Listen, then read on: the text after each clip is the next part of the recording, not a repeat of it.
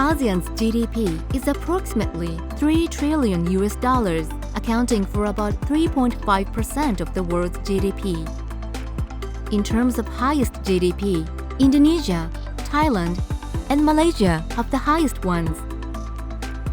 However, when it comes to GDP per capita, Singapore has the highest GDP per capita among the countries in this region.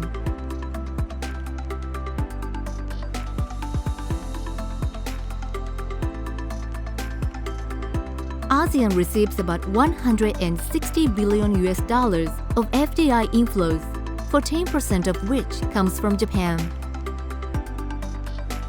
The ASEAN countries receiving the highest foreign direct investment from Japan are Thailand, Singapore, Indonesia, and Vietnam, respectively.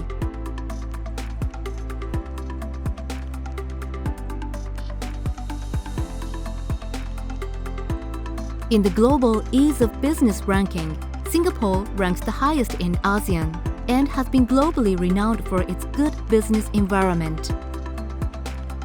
In terms of the number of days it takes to establish new businesses, there have been significant improvements in Brunei, Indonesia, and Myanmar as compared in the past.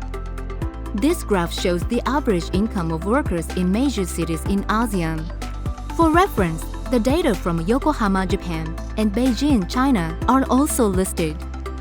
Comparing the average incomes of workers among ASEAN countries, Singapore is by far the highest.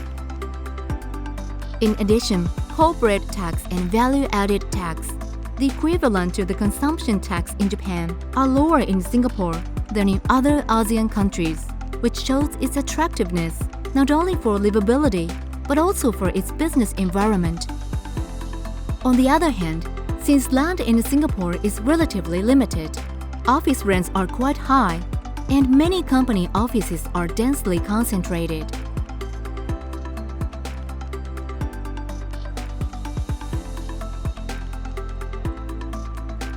As for the investment environment in ASEAN countries, there are several management issues and hurdles that need to be overcome.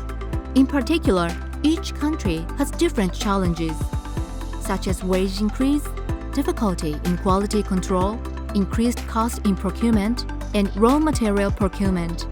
However, it is true that ASEAN has a lot of potential for Japanese companies and investors. It is regarded to have high potential, such as increase in sales due to export expansion, increase in business relations with clients, and reduction of costs. This data suggests its high investment potential. In 2014, 4 countries in ASEAN ranked in the top 10 promising countries over the medium term. However, as of 2018, as many as 6 countries are included in the ranking. Business development in ASEAN countries will continue to grow with these expectations.